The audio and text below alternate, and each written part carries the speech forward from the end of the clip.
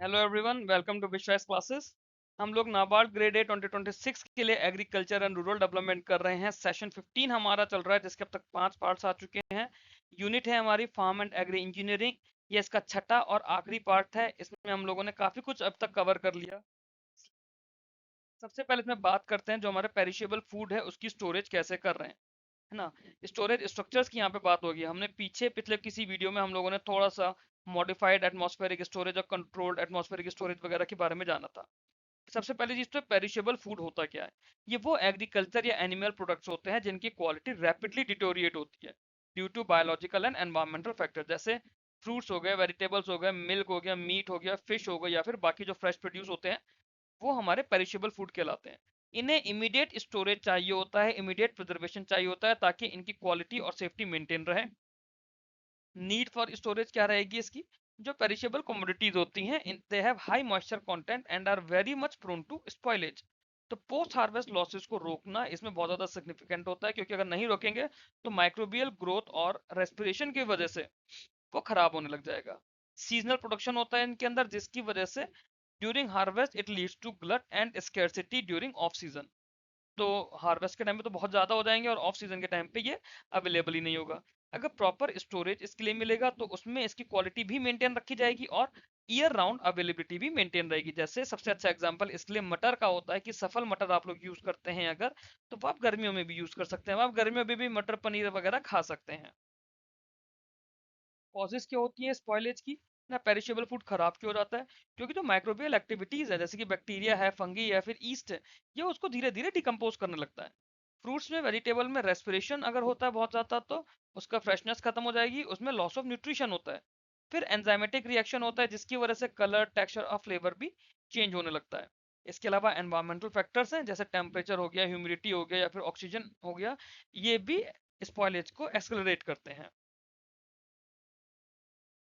Method of storage of perishable food, storage कैसे करना है पेरिशेबल फूड को। सबसे पहला, सबसे बड़ा तो हमारा कोल्ड स्टोरेज होता है। जो कोल्ड स्टोरेज होता है उसके अंदर हम लोग फूड को लो टेम्परेचर पे रखते हैं। लो टेम्परेचर पे रखेंगे ताकि उसके स्पॉइलेज धीरे धीरे स्लो डाउन हो जाए। ये रेस्पिरेशन रेट को भी कंट्रोल करता है, माइक्रोबियल ग्रोथ को भी कंट्रोल करता है और एंजाइमेटिक एक्टिविटी को भी। तो ये रेस्पिरेशनल रेट को कम कर रहा है, माइक्रोबियल ग्रोथ को कम कर रहा है। कोल्ड स्टोरेज की बात हो रही है यहाँ पे ना। और इन्हें किस कहाँ यूज करते हैं। फ्रूट्स हो गए हमारे, वेजिटेबल्स हो गए, डेयरी प्रोडक्ट्स हो गए, मीट प्रोडक्ट्स हो गए, वहां पे हम लोग कोल्ड स्टोरेज को बहुत ज्यादा यूज करते हैं। रेफ्रिजरेशन, रेफ्रिजरेशन एक और चीज आ गई हमारे स्टोर करने की। ये टेम्परेचर को मेंटेन करके रखती है अब द फ्रीजिंग, बट इतना कम कि उसकी फ्रेशनेस प्रिजर्व रहे। जैसे आप लोग कोई भी चीज लेकर आते हैं अपने आप फ्रिज में आप रखते हैं, ये शॉर्ट टर्म स्टोरेज होता है हाउस होल्ड्स के लिए या फिर रिटेल लेवल प्रिजर्वेशन के लिए। आप लोग कोई सब्जी लेकर आ रहे हो, फल लेकर आ रहे हो, आप लोग उसे फ्रिज में रखोगे, उसे रेफ्रिजरेट करोगे। आप इतना रखोगे कि वो जम ना जाए, क्योंकि आप फ्रीजर में तो नहीं रखोगे ना। आप उसको इतना रखोगे कि वो फ्रीज फ्रीज ना हो जाए, बट टेम्परेचर इतना कम रहे ताकि उसकी फ्रेशनेस प्रिजर्व रहे। फ्रीजिंग के अंदर क्या होता है, हम लोग फूड को बिल्कुल लो टेम्परेचर पे रखते हैं ताकि उसकी माइक्रोबियल एक्टिविटीज कंप्लीटली स्टॉप हो जाए, जैसे मटर को रखा जाता है ना। It is used for long term storage of meat, fish और processed food products.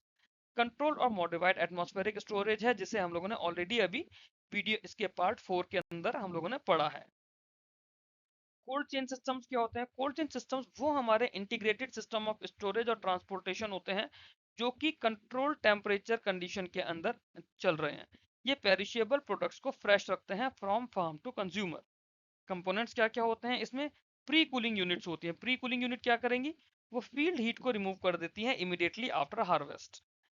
Cold storage facilities होती है जो कि प्रोड्यूस को रिक्वायर्ड टेम्परेचर पे स्टोर करके रखती हैं। रेफ्रिजरेटेड ट्रांसपोर्ट होता है, ये इंश्योर करता है कि जो मूवमेंट ऑफ गुड्स है वो टेम्परेचर कंट्रोल्ड एनवायरनमेंट के अंदर हो। डिस्ट्रीब्यूशन सेंटर्स होते हैं, रिटेल आउटलेट्स होते हैं जो कि कोल्ड चेन को मेंटेन करके रखते हैं until the final sale. Importance क्या होती है कोल्ड चेन सिस्टम्स की। कोल्ड चेन सिस्टम हमारे पोस्ट हार्वेस्ट लॉसेस को सिग्निफिकेंटली रिड्यूस करेंगे। क्वालिटी, सेफ्टी और न्यूट्रिशनल वैल्यू हमारे फूड प्रोडक्ट की बनी रहेगी। ये लॉन्ग डिस्टेंस ट्रांसपोर्टेशन को इनेबल करता है और पेरिशेबल गुड्स को या पेरिशेबल प्रोडक्ट्स को एक्सपोर्ट के लिए भी इनेबल करता है।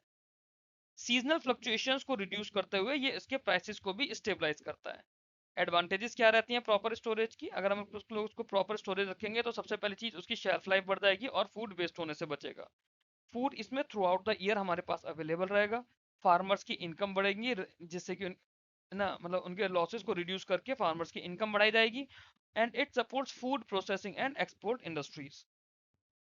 तो ये कुछ इस तरह से हमारा कोल्ड चेन का सिस्टम होता है। जैसे सबसे पहले हमारी प्री कूलिंग यूनिट है।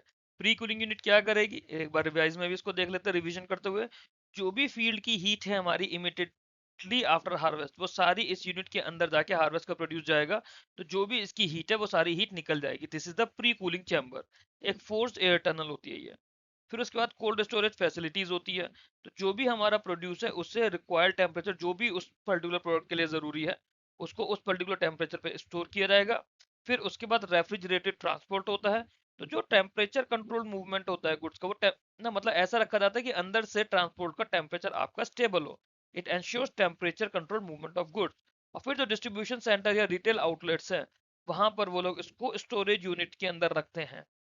ठीक है, ये भी आपकी रेफ्रिजरेटेड यूनिट्स होती है। जैसे आप मॉल्स वगैरह में देखते होंगे, वहाँ जो मिल्क प्रोडक्ट्स हैं, कुछ पर्टिकुलर फ्रूट्स हैं या जो फ्रोजन फूड है, वो डेडिकेटेड उसी के अकॉर्डिंगली जो यूनिट बनी होती है उसी यूनिट के अंदर उसको रखते हैं। ये डिस्ट्रीब्यूशन सेंटर हो गया और ये हमारा रिटेल आउटलेट हो गया। डिस्ट्रीब्यूशन सेंटर भी रेफ्रिजरेटेड रखता है इसको, और रिटेल आउटलेट भी इसको रेफ्रिजरेटेड रखते हैं। इवन आउटलेट से जब हम लोग लेकर आते हैं, आप अगर कोई ऐसा प्रोडक्ट आउटलेट से लेकर आओगे तो आप भी उसको फिर टेम्परेचर कंट्रोल रखोगे। फॉर एग्जाम्पल, अगर आप आइसक्रीम लेकर आ रहे हो बाहर से, तो आप उसको घर लाके फ्रीजर में रखोगे, जब तक खाओगे नहीं। आप फ्रोजन पीस लेकर आ रहे हो तो आप उसको पीस के लिए भी उसको फ्रीजर में रखोगे। बट अगर आप मिल्क या बटर लेकर आ रहे हो, उसको आप फ्रीजर में नहीं रखोगे, उसको आप नॉर्मली रेफ्रिजरेटर में रखोगे। चीज लेकर आ रहे हो, उसको उसके अकॉर्डिंगली आप स्टोर करोगे। तो इसी सिस्टम को आप आगे अपने घर में भी यूज करते हैं फिर। अब इसके लिमिटेशंस की बात करते हैं। लिमिटेशन और चैलेंजेस क्या होते हैं इसमें कोल्ड स्टोरेज के। सबसे बड़ा तो यही है कि जो हाई कॉस्ट होती है, चाहे हमारा कोल्ड स्टोरेज इंफ्रास्ट्रक्चर हो, रेफ्रिजरेशन इंफ्रास्ट्रक्चर हो, कॉस्टिंग बहुत ज्यादा हाई होती है। इनएडुकेट कोल्ड चेन फैसिलिटीज है हमारे पास रूरल और रिमोट एरियाज में। दैट मीन फैसिलिटीज भी प्रॉपरली नहीं है, इंफ्रास्ट्रक्चर जो इंफ्रास्ट्रक्चर है वो प्रॉपर नहीं है। रिलायबल इलेक्ट्रिसिटी सप्लाई नहीं है, कभी लाइट आती है कभी चली जाती है, वो कोल्ड स्टोरेज सिस्टम्स को बहुत ज्यादा अफेक्ट करती है। फिर जो हमारा ट्रांसपोर्टेशन है, पुअर हैंडलिंग और ट्रांसपोर्ट प्रैक्टिसेस, ये भी एफिशिएंसी को अफेक्ट करती है। फूड सिक्योरिटी में अगर हम लोग बात करें, अगर प्रॉपर स्टोरेज होगी हमारे पास पेरिशेबल फूड की, तो कॉन्टिन्यूस फूड सप्लाई एंश्योर रहेगी। फूड वेस्टेज हमारी रिड्यूस होगी, जिससे कि रिसोर्स एफिशिएंसी भी इंक्रीज होगी। न्यूट्रिशनल सिक्योरिटी हमारी मेंटेन रहेगी by preserving fruits, vegetables and dairy products. And it strengthens the agriculture supply chain and market system. ठीक है, ये इसकी लिमिटेशन और चैलेंजेस हैं, और फूड सिक्योरिटी पे रोल है। फिर हमारे पास स्टोरेज स्ट्रक्चर्स होते हैं। स्टोरेज स्ट्रक्चर्स तीन मेन तरह के होते हैं: गोडाउन्स, बिन्स और ग्रेन साइलोस। तो स्टोरेज स्ट्रक्चर्स क्या है, ये वो फैसिलिटीज होती है जहां पे हम लोग एग्रीकल्चर प्रोड्यूस को हार्वेस्ट के बाद में सेफली स्टोर करके रखते हैं। ये ग्रेन्स को या जो बाकी कमोडिटीज है उन्हें मॉइस्चर से, पेस्ट से, रोडेंट से या फिर तरह तरह के एनवायरमेंटल डैमेज से प्रोटेक्ट करके रखते हैं। प्रॉपर स्टोरेज स्ट्रक्चर होगा तो हम लोग अपने प्रोड्यूस की क्वालिटी को मेंटेन करके रख पाएंगे, लॉसेस को रिड्यूस कर पाएंगे और फूड सिक्योरिटी को एंश्योर कर पाएंगे। इसके लिए हमें साइंटिफिक स्टोरेज चाहिए होती है, क्योंकि जो एग्रीकल्चर प्रोड्यूस है इसे हार्वेस्ट करने के बाद, मतलब ये जो हार्वेस्ट होता है सीजनली ही हार्वेस्ट किया जाता है, बट हार्वेस्ट करने के बाद कंजम्पशन इसका पूरे साल चलता रहेगा, पूरे साल इसकी नीड पड़ती है। चाहे चावल की बात कर लो, गेहूं की बात कर लो। अगर स्टोरेज प्रॉपर नहीं होगी तो उसमें क्वांटिटेटिव और क्वालिटेटिव दोनों ही तरह के लॉस होंगे। क्वांटिटेटिव लॉस मतलब अमाउंट ऑफ क्वांटिटी, या फिर क्वांटिटी जिसमें लॉस हो रहा है, और क्वालिटेटिव मतलब उसकी क्वालिटी डिग्रेड होती जा रही है। लॉसेस क्यों होते हैं, इसमें कीड़े लग जाते हैं, रोडेंट्स आ जाते हैं, फंगस लग जाती है, या फिर अनफेवरेबल क्लाइमेटिक कंडीशंस होती है। साइंटिफिक वे में अगर इसको स्टोर करके रखेंगे तो ये ग्रेन्स को प्रिजर्व करके रखेगा और मार्केट सप्लाई को भी स्टेबलाइज करके रखेगा। मार्केट सप्लाई की स्टेबिलिटी क्यों जरूरी है? Number one, through out the year availability रहे। नंबर टू, प्राइस फ्लक्चुएशन बहुत ज्यादा ना रहे। उसके लिए हमें साइंटिफिक स्टोरेज करके रखनी पड़ती है इनकी। स्टोरेज के टाइप्स की बात करें तो हमारे पास सबसे पहला बैग स्टोरेज होती है, जिसे हम लोग गोडाउंस करते हैं। गोडाउंस क्या होते हैं? ये वो लार्ज वेयर हाउसेज होते हैं जहां पे हम लोग एग्रीकल्चर प्रोड्यूस को बैग करके रखा जाता है, बैग में भर के रखा जाता है। ये तो कॉमनली यूज, जैसे एफसीआई है या फिर स्टेट वेयर हाउसिंग कॉर्पोरेशन है, वो लोग गोडाउंस को या फिर बैग स्टोरेज को कॉमनली यूज करते हैं। ग्रेन्स को बैग्स में स्टैक करके रेस प्लेटफॉर्म पे रखा जाता है ताकि मॉइस्चर एब्जॉर्प्शन भी ना हो पाए। ऐसा नहीं कि हमने कट्टे बनाए और जमीन पर रख दिए। कट्टे बना के रैक्स में रखोगे या फिर रेस्ड उस पर रखोगे ताकि मॉइस्चर ना एब्जॉर्ब कर पाए। बल्क स्टोरेज के लिए हम लोग बिन्स और साइलोज यूज करते हैं। बल्क स्टोरेज के अंदर ग्रेन्स को लूज फॉर्म में रखा जाता है रादर देन इन बैग्स। तो आपका सारा गेहूं एक तरफ एक बड़े से बिन में या फिर बड़े से साइलो में रखा होगा, तो वो कट्टों में नहीं भरा होगा, वो पूरा एज इट इज भरा होगा लूज उसमें। ये लार्ज क्वांटिटी ऑफ ग्रेन्स को हैंडल करने के लिए ज्यादा एफिशिएंट होता है, और इसमें हैंडलिंग लॉसेस भी कम होते हैं और स्टोरेज एफिशिएंसी बढ़ जाती है। गोडाउंस की बात करें, वेयर हाउसेज होते हैं, सबसे पहले हम गोडाउंस को डिस्कस करेंगे यहाँ पे। तो गोडाउंस हमारे वो एनक्लोज्ड स्टोरेज बिल्डिंग्स होती है जहाँ पे बैग स्टोरेज के लिए हम लोग उसे प्राइमरली यूज करते हैं, फिर चाहे वो फूड ग्रेन्स के हो या फिर बाकी एग्रीकल्चर कमोडिटीज के हो। इन्हें साइंटिफिक फीचर्स के साथ में कंस्ट्रक्ट किया जाता है, जैसे प्रॉपर वेंटिलेशन होगा इसमें, मॉइस्चर प्रूफ फ्लोरिंग होगी, पेस्ट कंट्रोल मैकेनिज्म्स इसमें होंगे ताकि कीड़े ना लग जाए, फंगस ना आ जाए, चूहे ना आ जाए, कोई और रोडेंट्स ना हो जाए। फीचर्स की बात करें गोडाउन से क्या क्या फीचर्स होते हैं, they are built with raised floors to prevent seepage of ground moisture into the stored produce. तो एक तो यहाँ पे रेज्ड फ्लोर्स होते हैं ताकि जो ग्राउंड मॉइस्चर है वो ना आने पाए। दूसरा, इसमें एडिक्वेट वेंटिलेशन सिस्टम लगा रहता है ताकि प्रॉपर एयर सर्कुलेशन रहे। प्रॉपर एयर सर्कुलेशन रहेगा तो हवा साफ रहेगी, हवा साफ रहेगी तो बहुत सारे बैक्टीरियल इन्फेक्शन या बैक्टीरियल चीजें आने से बचेंगी। पेस्ट कंट्रोल मेजर्स इसमें बहुत ज्यादा जरूरी होता है। इट इंक्लूड्स फ्यूमिगेशन, ये रेगुलरली किया जाता है ताकि पेस्ट से हम लोग अपने ग्रेन्स को प्रोटेक्ट करके रख पाए। और जो ग्रेन्स होते हैं ना, उन्हें साइंटिफिकली अरेंज स्टैक्स में स्टोर किया जाता है। इसमें इंस्पेक्शन भी होता है, इनका एरेशन भी देखा जाता है और इजी मूवमेंट हो पाए, ये सब देखा जाता है गोडाउन्स के अंदर। गोडाउन की एडवांटेजेस क्या होती हैं, गोडाउन जो होते हैं they are suitable for storage of multiple commodities in bag form. है ना, अब ऐसा नहीं कि एक गोडाउन में सिर्फ एक ही है, हो सकता है वहां चावल भी रखा हो, वहां गेहूं भी रखा हो, वहां बाजरा भी रखा हो, वहां पे कुछ और भी रखा हो। और ये इजीली हैंडलिंग, इंस्पेक्शन और स्टोर प्रोड्यूस का ट्रांसपोर्टेशन इजी होता है गोडाउन के थ्रू। ये फ्लेक्सिबल स्टोरेज सिस्टम देते हैं, that means they accommodate different type of crops and varying quantities. Limitation of godowns क्या है, कि गोडाउंस को लार्जर स्टोरेज स्पेस चाहिए as compare to bulk storage system like silos. तो छोटे उसमें भी हो जाता है, बट गोडाउन में ज्यादा स्टोरेज सिस्टम चाहिए होता है। फिर क्योंकि इसमें बैग्स की मैनुअल हैंडलिंग होती है, तो इस वजह से लेबर कॉस्ट बढ़ जाती है गोडाउंस के अंदर। तो godowns involve higher labour cost, and then there is a risk of greater risk of pest infestation and losses if proper management practices are not followed। अगर गोडाउन में मैनेजमेंट प्रैक्टिस हमारी properly नहीं होगी, हमारा pest control वगैरह proper नहीं होगा, तो पेस्ट इन्फेस्टेशन ज्यादा होगा, यहाँ पे लॉसेस गोडाउन में बहुत ज्यादा बढ़ जाएंगे अगर हम लोग प्रॉपर मैनेजमेंट प्रैक्टिसेस को फॉलो नहीं करेंगे तो। इसके बाद आते हैं बिन्स। बिन्स क्या होते हैं, बिन्स हमारे स्मॉल स्टोरेज स्ट्रक्चर्स होते हैं जहाँ पे ग्रेन्स का हम लोग बल्क स्टोरेज करते हैं एट फार्म या फिर विलेज लेवल पे। तो बीन्स आमतौर पे कोई किसान अपने या फिर कोई बड़ा किसान अपना या फिर कोई छोटे मोटे लेवल पे कोई गांव है, वो अपने यहाँ बिन लगाते हैं। यहाँ पे बल्क स्टोरेज में ग्रेन्स को स्टोर किया जाता है।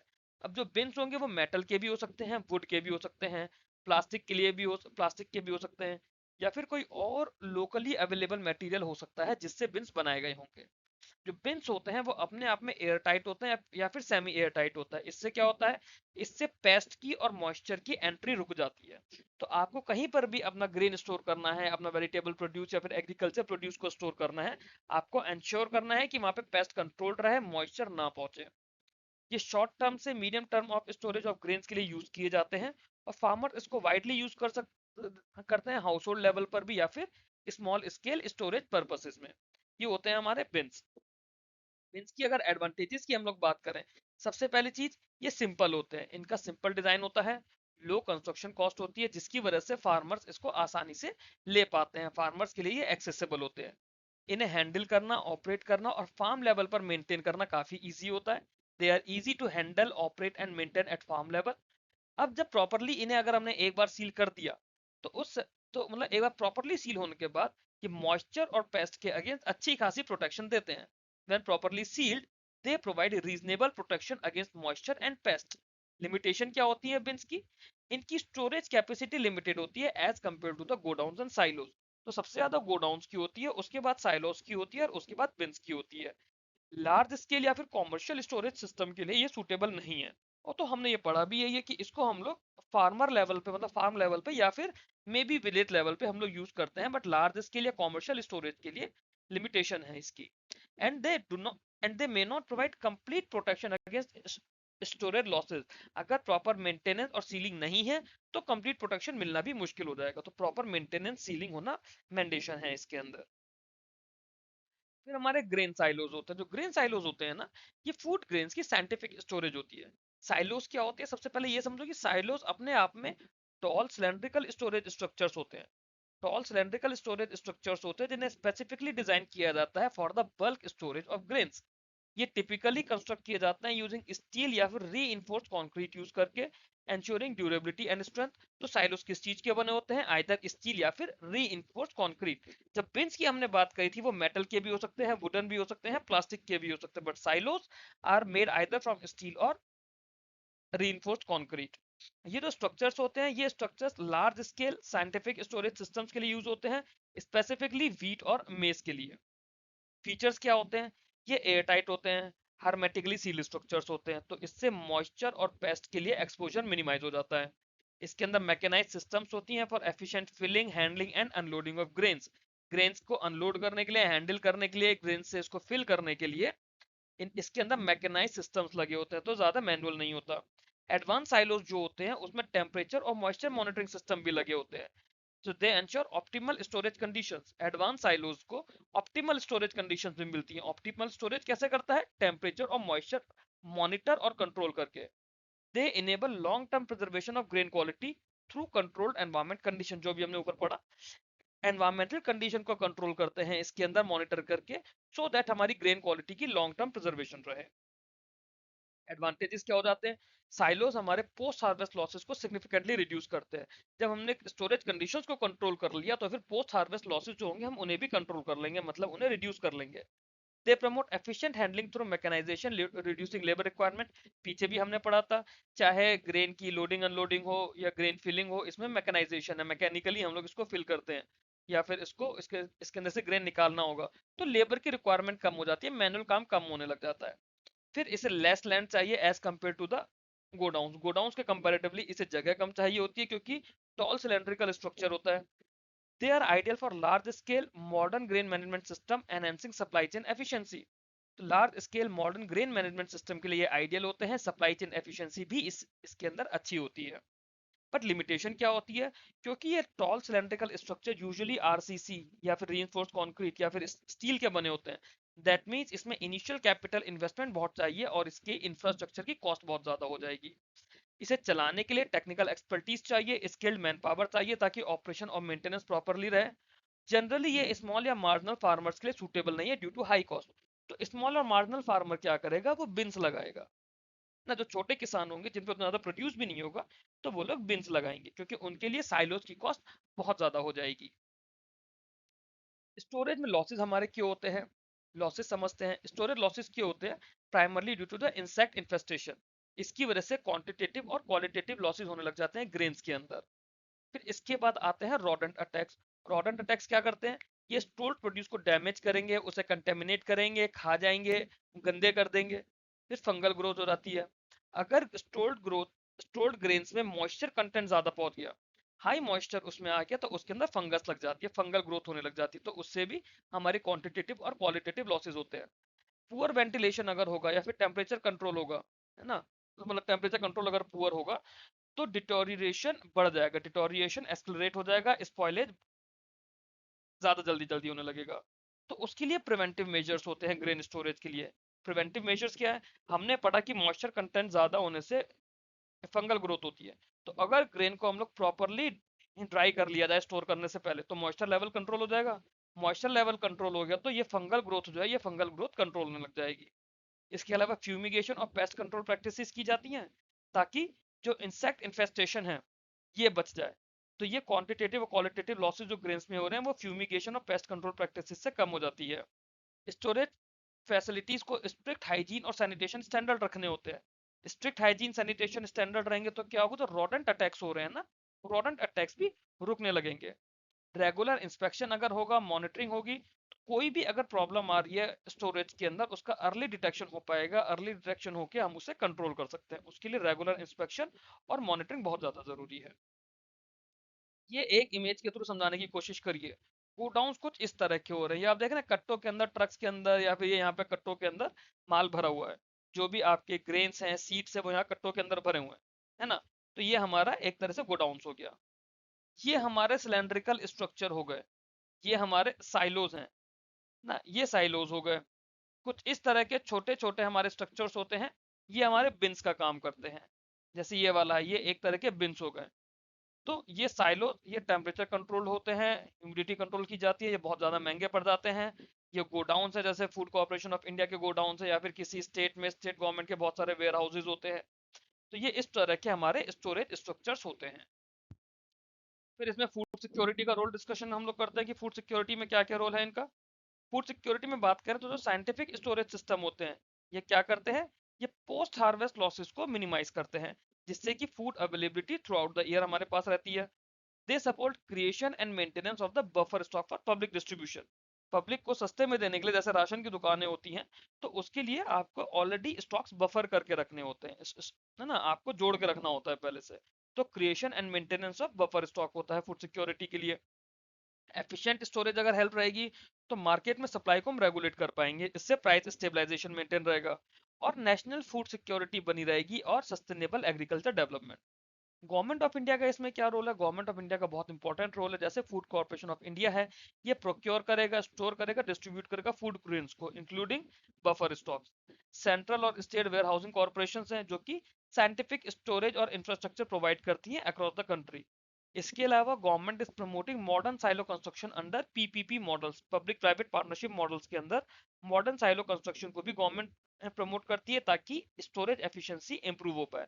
और फिर उसके अलावा अलग अलग तरह के इनिशिएटिव्स हैं, जिससे डायरेक्टली इनडायरेक्टली हम लोग स्टोरेज लॉसेस को, लॉजिस्टिक्स को एनहेंस करने के लिए और ग्रेन मैनेजमेंट को मॉडर्नाइज करने के लिए कुछ ना कुछ इनिशिएटिव गवर्नमेंट लेती रहती है। तो that's all in this video. इसके साथ हमारा यूनिट 4 कंप्लीट होता है। ये मेरा टेलीग्राम चैनल है, जहाँ पे आपको इसकी पीडीएफ मिल जाएगी, और ये टेलीग्राम ग्रुप है, जहाँ पे हम लोग नाबार्ड ग्रेड ए से रिलेटेड डिस्कशंस कर रहे हैं। ये मेरा मेन विश्वास चैनल है, इसे आप लोग ज्वाइन कर लीजिए। और ये ग्रुप है इंटरव्यू का, अगर कोई भी आपका एग्जाम आता है जिसमें आपको इंटरव्यू की गाइडेंस चाहिए, तो इस ग्रुप के थ्रू आप लोगों को वो गाइडेंस मिलेगी। That's all in this video. Thanks for watching this. Keep learning, keep growing.